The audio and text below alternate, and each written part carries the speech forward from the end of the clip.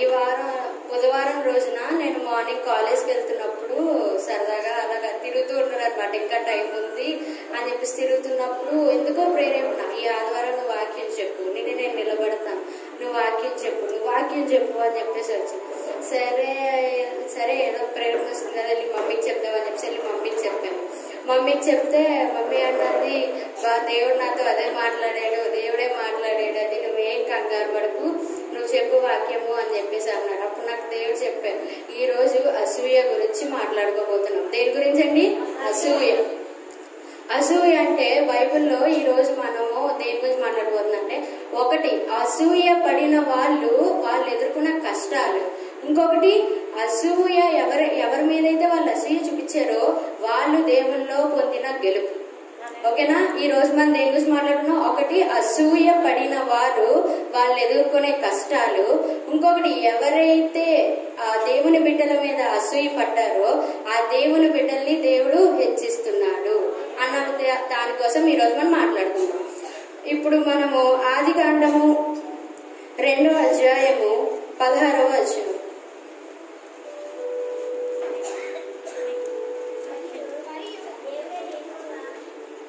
మరియు దేవుడైన యెహోవా ఈ తోటలోనున్న ప్రతి వృక్ష ఫలమును నీవు నిరభ్యంతరముగా తినవచ్చును, అయితే మంచి చెడ్డలను తెలివనిచ్చు వృక్ష ఫలములను తినకూడదు, నీవు వాటిని తిను దినమున నిశ్చయముగా చచ్చెదవని నరునికి ఆజ్ఞాపించెను. ఇక్కడ దేవుడు ఏం చేస్తున్నాడు? నరునికి దేవుడు ఎవరిని చేశాడు? ఆదాముని అవ్వల్ని చేసేసాడు. ఈ టైంకి ఆదాంని అవ్వని చేసి దేవుడు ఏం చెప్తున్నాడంటే వాళ్ళిద్దరికి, మీరు ఏదైనా మనలో ఉన్న ప్రతీది తినచ్చు కానీ ఒక్క మంచి చెడునిచ్చు వృక్ష ఫలాలు మాత్రం తినకూడదని చెప్పారు. దేని తినద్దన్నారు? మంచి చెడునిచ్చు వృక్ష ఫలములు మాత్రమే తినకూడదని దేవుడు వాళ్ళకి ఆజ్ఞాపించాడు. సరే అని చెప్పేసి వాళ్ళ ఆదాము అవ్వ కొన్ని రోజులు అలా ఉండి మంచి ఆ చుట్టూ ఉన్న ఫలంలన్నీ తింటూ దీన్ని ఒక్కదాన్నే తినట్లేదు. ఈ లోపల సైతాన్ ఉన్నాడు కదండి, సైతాన్ గారు ఏం చేశాడు?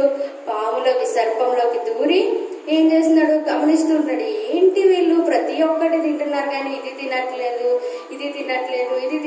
అని అలా చూస్తూ ఇంకా చూడు, కొంతమంది మనం ఉంటాం కదండి, ఏదన్నా అడగాలనుకోండి దాచుకొని గోపిక పట్టలేక ఎంతమంది ఉన్నా వెళ్ళి అడిగేసి వచ్చేద్దాం, అంతేనండి.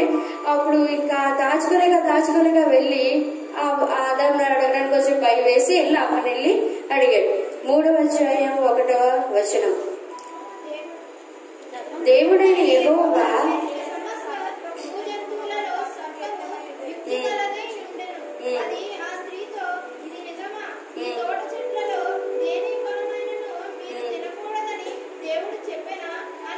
హల్లెలూయా. ఏం చెప్పాడండి? వెళ్ళి అడిగాడు, ఏంటి మీరు ప్రతి ఒక్కటి తింటున్నారు కానీ ఇదే తినట్లేదని డైరెక్ట్ గా అడిగాడా? కాదు, ఇండైరెక్ట్ గా అడిగాడు. సాతానుడు ఎప్పుడు మనకి డైరెక్ట్ గా వచ్చి నేను ఈ సమస్య పెడతానని చెప్పాడు. ఏం చేస్తాడు? ఎక్కడి నుంచో చిక్కులు పెట్టి అదే అవుతుంది, అదేనండి. అప్పుడు మనకు అదొద్దారే, నేను ఈ ప్రాబ్లం లో ఉండిపోయిన ముందే కుదురుకుంటే సరిపోయే అని చెప్పేసి అనుకుంటాం. ఫస్ట్ టైం వచ్చి అడిగాడు, మరియు దేవుడైన యెహోవా చేసిన సమస్త భూజంతువులలో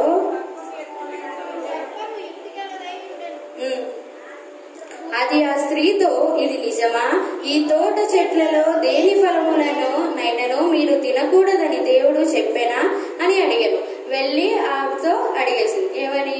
మీరు ప్రతిదీ దేవుడు ఏదన్నా మీ ఫలము ఏ ఫలంనైనా దేవుడు తినద్దన్నాడా అని చెప్పేసి అడిగేసింది. అప్పుడు ఏమైంది? 2వ వచనం.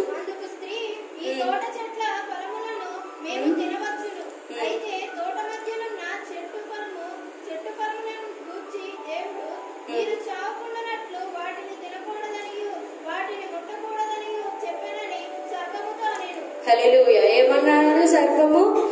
సర్పము వచ్చి అడగానే అవ్వ ఏం చెప్పేసి మొత్తం చెప్పేసి, దేవుడు అన్ని తినచ్చు అన్నాడు కానీ ఒక్కటి మాత్రమే తినకూడదు, ఏంటది? మంచి చెడునిచ్చు వృక్షమును తినకూడదు మేము అని చెప్పేసి.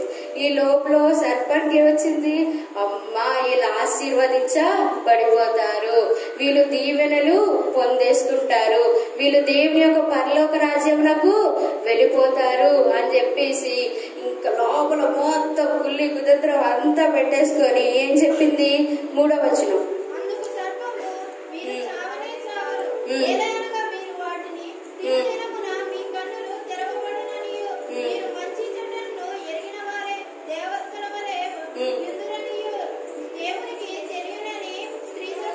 హల్లెలూయా.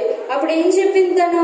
ఆ సర్పం వచ్చి, మీరు తినుదినుమున మీ కన్నులు తెరవబడతాయి, మీరు చావనే చావరు అని చెప్పింది. ఇలాగే గాని మన జీవితంలో మనం కొన్ని దేవుని కోసం బలంగా ఉండి అడుగులేస్తూ ఉంటాం. వేస్తున్నప్పుడు ఎవరొకరు పక్క నుంచి వచ్చి, ఎందుకు ఇలా తీస్తున్నావు, ఇది కరెక్ట్ కాదు, అది కరెక్ట్, అది కరెక్ట్ కాదు, ఇది కరెక్ట్ అని చెప్పినప్పుడు మొత్తం బుర్రలో అంతా బోల్డ్ క్వశ్చన్స్ వచ్చేస్తాయి.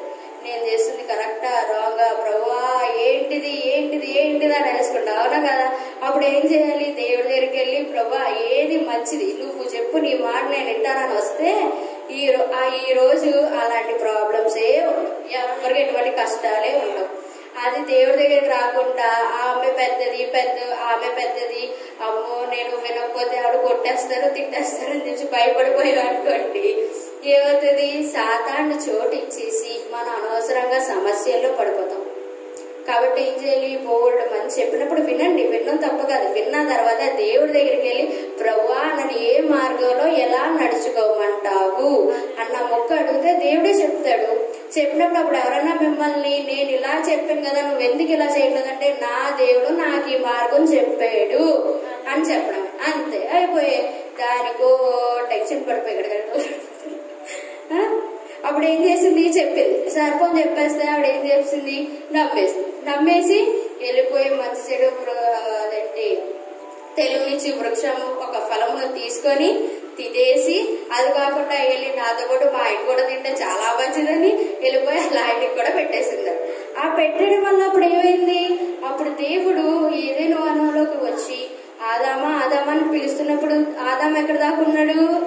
చెట్టు వెనకాల దాక్కున్నాడు. ఆకులు కట్టుకొని చెట్టు వెనకాల దాక్కున్నప్పుడు దేవుడు అడిగాడు, నువ్వు ఎందుకు చెట్టు వెనకాల దాక్కున్నావు, ఆకులు కట్టుకున్నావు, నువ్వు ఆ వృక్షమును తిన్నావా అని అడిగినప్పుడు ఆదాం ఏమన్నాడు?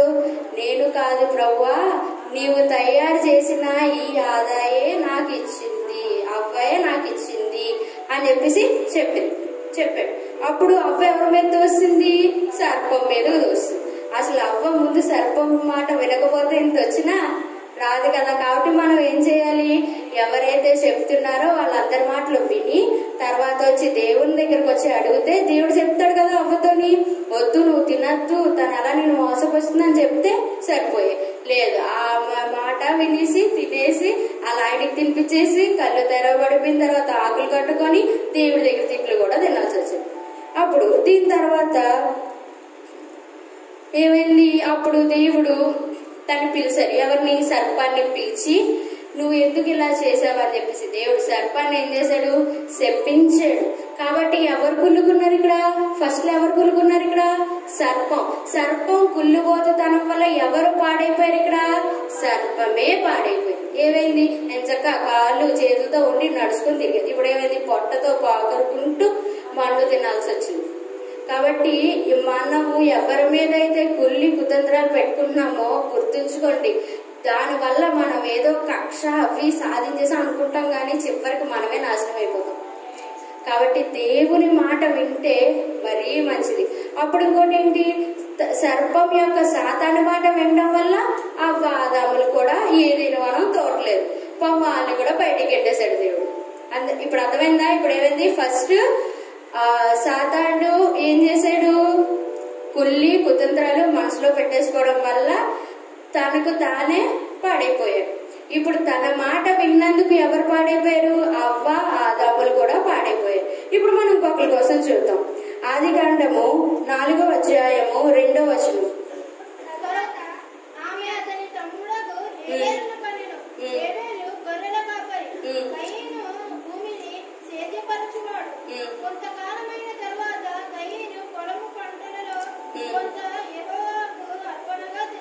హల్లెలూయా.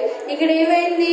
ఒక ఆమె ఉంది, ఆమె ఫస్ట్ కయ్యను కని తర్వాత తన తమ్ముడైన హేబెల్ను కన్నది. కయ్యను ఏం చేస్తాడు? భూమిని సేద్యపరుస్తూ ఉండేవాడు. హేబేలు ఏం చేస్తాడు? గొర్రెల కాపరి. వీళ్ళిద్దరు అన్నదమ్ములు అన్నమాట. తర్వాత కొంతకాలం అయిన తర్వాత కయీను పొలము పంటలో కొంత యెహోవాకు అర్పణగా తెచ్చెను.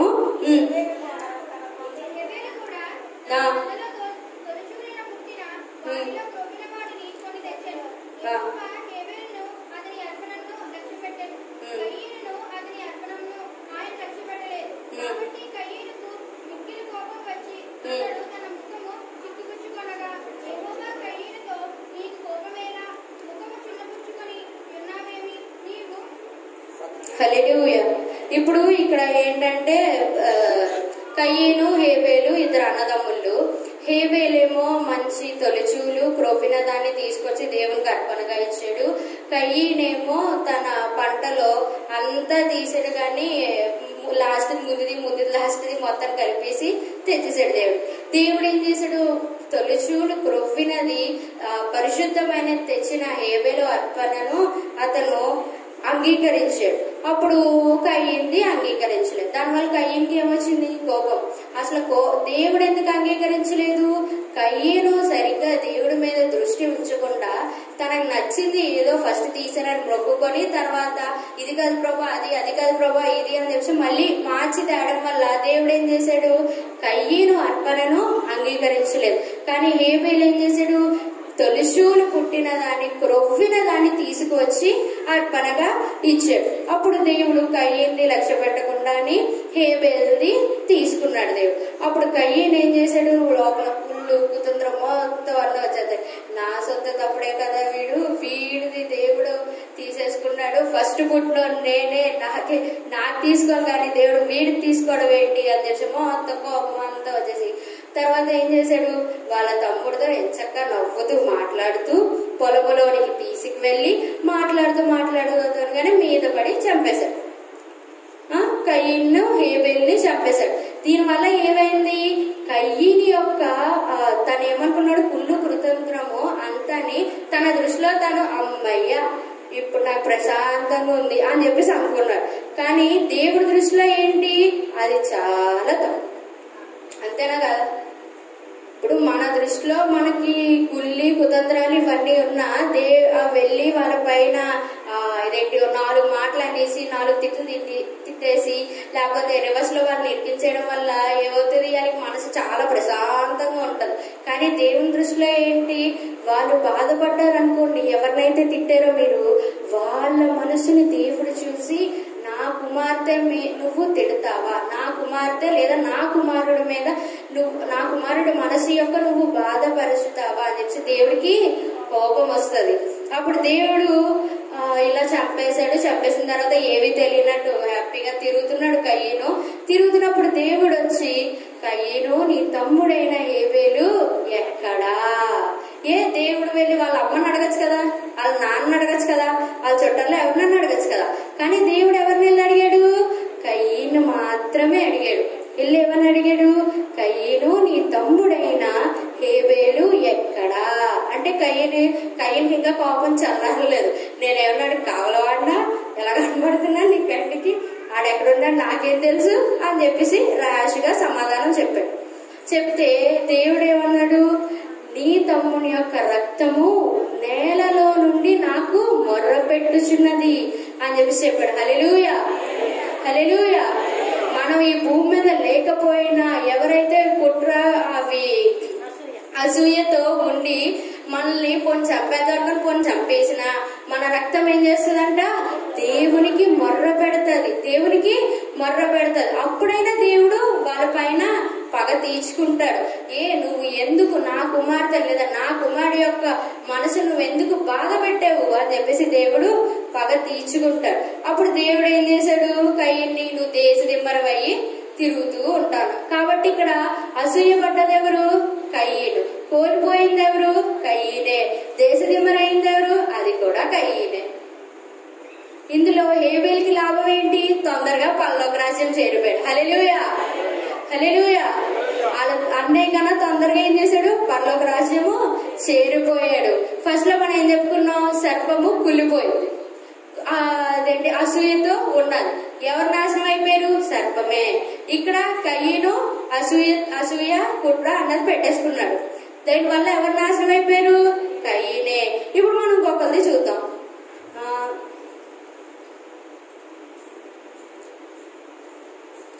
ఆదికాండము 4వ అధ్యాయము 8, 9 వచనములు.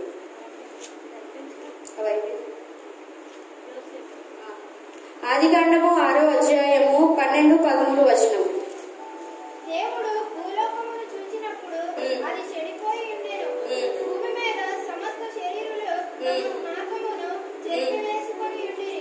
దేవుడు నోహకు సమస్త శరీరుల మూలముగా భూమి బలాత్కారముతో నిండి ఉన్నది గనుక నా సన్నిధిని వారు అంతము చేసి వచ్చి ఉన్నది.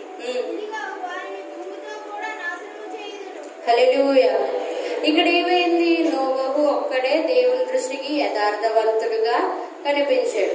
నోవహు వాళ్ళ కుటుంబం మాత్రమే యథార్థవంతుడుగా కనిపించారు. ఇక్కడ ఏమైంది? లోకం అంతా పాడైపోయిందట. ఎవరికి ఇష్టం వచ్చినట్టు వాళ్ళు విడిగా విగ్రహారాధన చేస్తూ వ్యభిచారం చేస్తూ ఏవేవో రకరకాలుగా ఉండి తిరుగుతున్నారు అందరూ. దేవుడు చూసినట్టు దేవుడికి ఏమొచ్చింది? కోపం వచ్చింది. దేవుడు చూసినట్టు దేవుడికి ఏమొచ్చిందండి? కోపం వచ్చింది. అప్పుడు దేవుడు ఏమనుకున్నాడు? అందరిలో నెతికి చూసినోడికి ఎవరు దొరికాడు? నోవహు దొరికాడు. నోవహు ఏంటి? యథార్థవంతుడుగా నోవహు భార్యను, నోవహు కొడుకులను, వాళ్ళ కోడండ్రును అందరూ యథార్థవంతులుగా ఉన్నారంట. అలాగా దేవుడు పైన చూసినాడు. మన కుటుంబాలు ఎలా కనబడాలి? యథార్థ కుటుంబంలా మన కుటుంబాలు కనబడాలి. కాబట్టి అక్కడ ఏం చేశాడు? దేవుడు ఏమన్నాడంటే, నేను భూమిని అంతా నాశనం చేసేస్తాను, నేను అదేంటి వర్షాలను వరదలను అన్నిటినీ తెప్పించి మొత్తం భూమి అంతా నాశనం అయిపోతుంది, నేను మళ్ళీ క్రొత్తదిగా మళ్ళీ నేను చేస్తాను. కాబట్టి నువ్వు ఒక ఓడ కట్టుకొని ప్రతి జంతువులను 2 ఒక ఆడది ఒక మగది 2 వచ్చి ఆ ఓడలోకి ఎక్కి ప్రతి జీవరాశులను 2 వస్తాయి. కాబట్టి నువ్వు వాటికి కావాల్సిన ఆహారమును ప్రతి ఒక్కటిని నువ్వు తీసుకొచ్చి ఉంచు. కాబట్టి నేను చెప్తున్న పనిని నువ్వు చేసి రెడీగా ఉండు అని చెప్పాడు దేవుడు. దేవుడు ఎవరికి చెప్పాడు? నోవహు ఒక్కడికే చెప్పాడు. దేవుడు నోవహు ఒక్కడు ప్రార్థన చేసుకుంటున్నప్పుడు దేవుడు నోవహు ఒక్కడికే చెప్పాడు. నోవహు చెప్పినప్పుడు ఎవరు నమ్మారు? వాళ్ళ భార్య నమ్మింది, వాళ్ళ కొడుకులు నమ్మారు, వాళ్ళ కోడలు నమ్మారు. కాబట్టి మనము ఎవరన్నా గానీ దేవుడు పలానా చెప్తున్నారమ్మా అంటే చాలే ఊరుకో నువ్వు చెప్పింది అన్నట్టుగా ఉండకూడదు. దేవుడు అని చెప్తాంట, అవునా దేవుడు చెప్తున్నారా, నా కోసమే చెప్తున్నారా అని చెప్పి పోనీ మీకు అంత డౌట్ ఉంటే వాళ్ళు చెప్పింది వినేయండి. విన్న తర్వాత మళ్ళీ మీరు ప్రార్థనలో కనిపెట్టుకొని దేవుడు మీకే చెప్తాడు కదా. కాబట్టి ఎందుకు అలాగా వాళ్ళని తిట్టడం వల్ల దేవుడు మళ్ళీ వాళ్ళ మనసు బాధపడ్డది అనుకోండి, మళ్ళీ దేవుడి కోపం మన మీదకి వచ్చేస్తుంది. అంతేనా కదా? కాబట్టి ఇప్పుడు ఎవరు నమ్మారు? దేవుడు నోవహు ఒక్కడితో మాత్రం చెప్తే నోవహు వాళ్ళ భార్య నమ్మింది, వాళ్ళ కొడుకులు నమ్మారు, వాళ్ళ కోడళ్ళు కూడా నమ్మారు. కాబట్టి నోవహు వాళ్ళ కొడుకు, కోడళ్ళు, వాళ్ళ భార్య అందరూ ఆ ఓడ కట్టడానికి చాలా హెల్ప్ చేశారు. వాళ్ళందరూ కడుతున్నారు. ఈ లోకంలో ఉన్న ప్రజలు అంటే అపవాది వైపున్న ప్రజలు వాళ్ళు ఏం చేశారు? నువ్వు ఓడ కడతావా? వర్షాలు వస్తాయా? ఏంటి నీళ్ళు వచ్చేస్తాయా? మేము కొట్టుకుపోతామా? ప్రతి ఒక్కటి ఇలా అయిపోతుందా? నువ్వే నీతో దేవుడు మాట్లాడేశారా అని చెప్పి తెగ ఏళ్ళనా చేసేసి వాళ్ళని ఇంకా మామూలుగా కాదు, నించున్న మనిషిని నించోలేకుండా, కూర్చున్న మనిషిని కూర్చోలేకుండా శుభ్రం అటు నుంచి వెళ్ళేవారు, ఇటు నుంచి వెళ్ళేవారు, బాగా పొరదగేశారు. కానీ నోవహు ఏం చేశాడు? అవిశ్వాసంతో అయిపోయాడా? లేదు, ఇంకా విశ్వాసం ఉంచి మీరందరూ మారు మనసు పొందండి, దేవుడు లోకాన్ని నాశనము చేసేస్తున్నాడు, మీరు చేస్తున్న ఈ క్రియలను మంచివి కాదు, చెడ్డవి, వాటిని వదిలేసి దేవుడు వైపు తిరిగి ప్రార్థన చేయండి అని చెప్పాడు నోవహు. చెప్పి వాళ్ళందరికీ ప్రతిరోజు వాళ్ళ రివర్స్ లో ఇలాగా నువ్వా ఏంటి ఇలా అంటున్నా సరే నోవహు ఏవి అవిశ్వాసం పొందక ఎంచక్క విశ్వాసంతో ఉండి ప్రతి ఒక్కరికి అలా చెప్పుకుంటూనే వస్తాడు. ఎప్పటి వరకు చెప్పుకొని వచ్చాడు దేవుడు నోవహు? లాస్ట్ డోర్ వేసే ముందు వరకు కూడా చెప్పుకుంటూనే వచ్చాడు. ఆ పైకెక్కి అయ్యలారా అమ్మలారా అందరూ వినండి అన్నా సరే వినలేదు. ఇప్పుడు మనము 1 పేతురు 3వ అధ్యాయము 20వ వచనం. 1 పేతురు 3వ అధ్యాయము 20వ వచనం.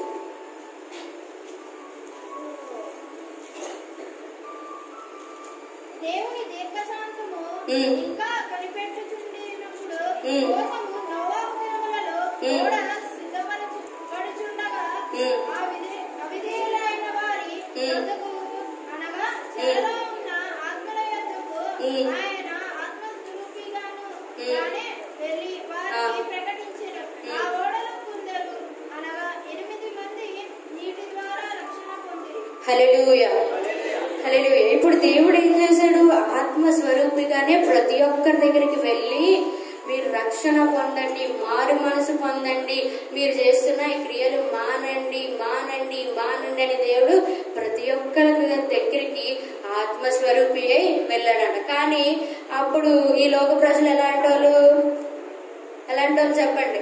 మనకొస్తేనే మనకి నమ్మకం లేదు, పక్క వాళ్ళు చెప్తే ఇంకేం నమ్ముతారు? అంతేనా కదా? అంతే కదా, ఈ లోక ప్రజలు అంతే కదండి. మనం ఏం చెప్పినా హేళన చేయడానికి చూస్తారు తప్ప మెచ్చుకోవడానికి, అంతేగాని మనల్ని ఇంకా ఎంకరేజ్ చేయడానికి పనికిరారు ఈ లోక ప్రజలు. ఈ లోక అంటే మన దేవుల్లో ఉన్న వాళ్ళని కాదు, సైతాన్ వైపు ఉన్న వాళ్ళు ఏం చేస్తారు? మనం ఏమన్నా చెప్తే దేవుని గురించి చాలే నువ్వు చెప్పేసింది దేవుంది అని చెప్పేసి అని, లేకపోతే మనం చెప్తున్న మాటల్ని మన మాటలు వినకుండా హేళన చేసేవాళ్ళు బోల్డ్ మంది. చిన్న చిన్నగా మన పక్కింటోలే చాలు, ఎదురింటోలే చాలు, కిందింటోలే చాలు, ప్రతి ఒక్క చిన్న ఏదన్నా దాంట్లో దొరికేవా అయిపోయావే ఇంకంతే. ఊరు వాడ అంత చాటేసి పలానదంట అదంట ఇదంట అది మొత్తం చెప్పేస్తారు. ఈ లోకంలోని అవిశ్వాసులు ఇదేంటి మిగతా విగ్రహారాధులు ఎవరైతే ఉన్నారో వాళ్ళ యొక్క చాడీల కన్నా దేవుణ్ణి నమ్ముకున్న మన చాడీలే ఎక్కువ ఉంటాయి. ఎందుకు? మనం దేవునికి వెళ్ళిపోతాం అంతే. చర్చికి వెళ్తున్నా మొదలైపోతాయి, అగో చర్చికి వెళ్ళిపోతుంది, దేవుడు నమ్మేస్తుందంట, అదంట ఇదంట, చర్చి నుంచి వచ్చిందంటే అదిగో చర్చి నుంచి వచ్చేది అని చెప్పి అలా బోల్డ్ చాడీలు ఉంటాయి. ఈ లోకం కన్నా దేవుడు నమ్ముకున్న వాళ్ళ కోసం వాళ్ళు ఎక్కువ మాట్లాడుకుంటారు. దేని రూపంలో? చాడీలు రూపంలో. అలాగేనండి. ఇప్పుడు వాళ్ళు ఏం చేస్తున్నారు? నీవు చేసేదేంటి, వీళ్ళు చేసేదేంటి అని చెప్పేసి అలా అంటున్నప్పుడు దేవుడు ప్రతి ఒక్కరి దగ్గరికి ఆత్మ రూపమై వెళ్ళాడంట. మన అందరి దగ్గరికి కూడా దేవుడు ఆత్మరూపమై వస్తాడు. కానీ ఏంటి? మనకి గ్రహింపు ఉండాలి, వచ్చింది దేవుడే అన్న ముక్క మనకి తెలియాలి. ప్రతిరోజు దేవుడు దేవుడిలాగే వస్తాడన్న గ్యారెంటీ లేదు. దేవుడు ఎవరిలాగన్నా రావచ్చు, మీ అమ్మగారి లాగన్నా రావచ్చు, అయ్యగారి లాగన్నా రావచ్చు, లేదా పెద్దయ్య గారి లాగన్నా రావచ్చు, పాశ్రం గారి లాగన్నా రావచ్చు, పాశ్రయ్య గారి లాగనొచ్చు, లేదా పెద్ద పాశ్రం గారి లాగన్నా రావచ్చు. చెప్పలేం. ప్రతిరోజు దేవుడు నేను నా స్వరూపంలోనే వస్తాను, వైట్ డ్రెస్ వేసుకొని వస్తానని దేవుడు ఎక్కడా చెప్పలేదు. దేవుడు ఏమన్నాడు? నేను వాళ్ళకి ఆత్మ ఎవరి ద్వారా దేవుడు ఏం చెప్తున్నారు? మీ చుట్టాల్లో ఎవరొకరి ద్వారా దేవుడు వాళ్ళని మిమ్మల్ని దగ్గరికి పంపించి వాళ్ళతో మీకు చెప్పిస్తాడనమాట, హెచ్చరిస్తున్నాడు. మీరు పలానాది చెయ్యొద్దు, మిమ్మల్ని నేను రక్షిస్తాను, మీరు పలానా ఇదేంటి లోక క్రియలను చెయ్యొద్దు, మిమ్మల్ని నేను రక్షిస్తాను అదే. కాబట్టి అలా చెప్తాడు. మనం ఏం చేయాలి? విని ఒకవేళ మీకు అంతగా సందేహం ఉంటే వచ్చి పాస్టర్ గారు కానీ చెప్పి తర్వాత ప్రార్థన చేసుకున్నప్పుడు దేవుడు మీకే అర్థం చెప్తాడు. ఎందుకు? ప్రతి ఒక్కరి దగ్గరికి వెళ్ళి నాకు దీని అర్థం చెప్పండి అని ప్రతి ఒక్కరిని అడిగి కన్నా మనమే కొంచెంసేపు ప్రార్థనలో కూర్చొని ప్రశాంతంగా ఉండి, ప్రభువా నాకు ఇలాగా వచ్చింది, ఏంటి దీని అర్థం నాకు చెప్పు అంటే దేవుడు ఎంచక మాట్లాడతారు. మీరు టైం ఇవ్వకుండా మీ లిస్ట్ మీరు చదివితే దేవుడు ఎక్కడ చెప్పడానికి టైం ఉంటది కదా. కాబట్టి ఇక్కడ ఏమైంది? వాళ్ళు మాట వినలేదు, అసూయ పడ్డారు. వీడు చెప్పేస్తాడంట అసూయ పట్టడం వల్ల ఏమైంది? మొత్తం అందరూ చనిపోవాల్సి వచ్చింది. ప్రవాహ జన్మలు వచ్చాయా లేదా? వచ్చినప్పుడు ఏమైంది? అందరూ చనిపోవాల్సి వచ్చింది. ఇక్కడ ఎవరు అసూయ పడ్డారు? ప్రజలు, లోక ప్రజలు. ఏ లోక ప్రజలైతే అసూయ పడ్డారో వాళ్ళు చనిపోవాల్సి వచ్చింది. కానీ దానివల్ల ఏమైంది? నోబహుకి ఎంచక్క కొత్త భూమి, కొత్త ఫలములు, కొత్తవన్నీ తను చూడగలిగాడు. కాబట్టి ఫస్ట్ నుంచి చెప్పుకొని వద్దాం. ఫస్ట్ ఆదాము దాంట్లో ఎవరు సర్పం అసూయ పడ్డ వల్ల సర్పం ఏమైంది ఎంచక్క నడుస్తున్నది, పొట్టతో ప్రాకాల్సి వచ్చింది, తర్వాత మన్ను తినాల్సి వచ్చింది.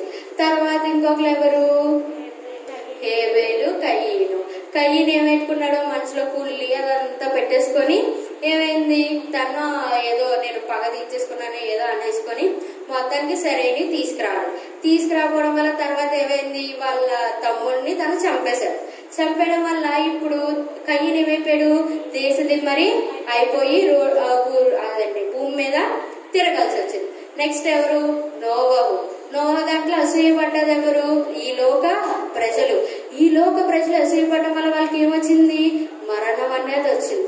ఆ ప్రవాహ జలముల్లో కొట్టుకుపోవాల్సి వచ్చింది. నన్ను రక్షించని అరవాల్సి వచ్చింది. వాళ్ళు కానీ ముందుగా మారు మనసు పొంది నేను ఇలాంటివి చేయను దేవా నేను నీతోనే ఉంటానంటే దేవుడు పంపిస్తాడు లోపలికి పంపిస్తాడు కదా. మరి వాళ్ళు ఏంటి గర్వం లోపల అసూయ గర్వం వీడు చెప్తే నేను అలాంటివన్నీ గర్వాల వల్ల ఏమైంది వాళ్ళ నాశనాన్ని వాళ్ళే కొనుక్కొచ్చారు. ఇప్పుడు అభివృద్ధి పొందింది ఎవరు మనం చూస్తే నోవహుగా ఫస్ట్ ఎవరు ఆదాము అవ్వ వాళ్ళ మాట విన్నారులేండి. తర్వాత దేవుడు వాళ్ళని కరుణించి వాళ్ళని దీవించాడు.